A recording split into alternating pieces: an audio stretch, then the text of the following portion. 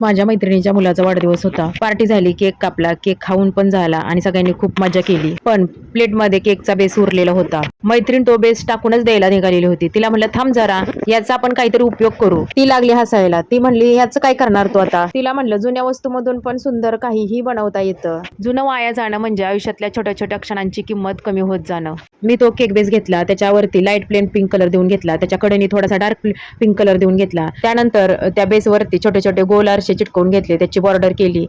त्याच्यानंतर मध्यभागी always happy असं लिहिलेलं आहे ब्लॅक कलरने. त्यानंतर जागा थोडीशी रिकामी राहिलेली होती, त्याच्यात मग मी आरशांचीच फुलं तयार करून चिटकवली.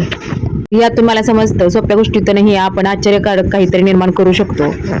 मैत्रिणीला ते पाहून खूपच आनंद झाला आणि म्हणाली, खरंच ग, साध्या गोष्टीतून इतकं सुंदर करता येतं हे आज पहिल्यांदा कळलं.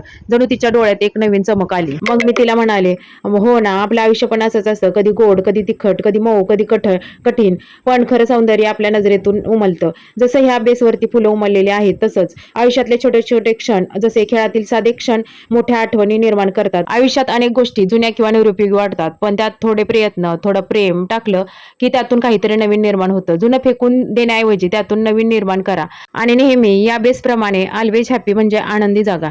व्हिडिओ जर आवडला असेल तर लाईक करा, शेअर करा आणि चॅनलवर नवीन असाल तर सबस्क्राईब करायला विसरू नका. तर चला पुन्हा भेटूया नवीन व्हिडिओत नवीन आयडिया घेऊन. तोपर्यंत हसत राहा, नवीन काहीतरी करत राहा. चला बाय.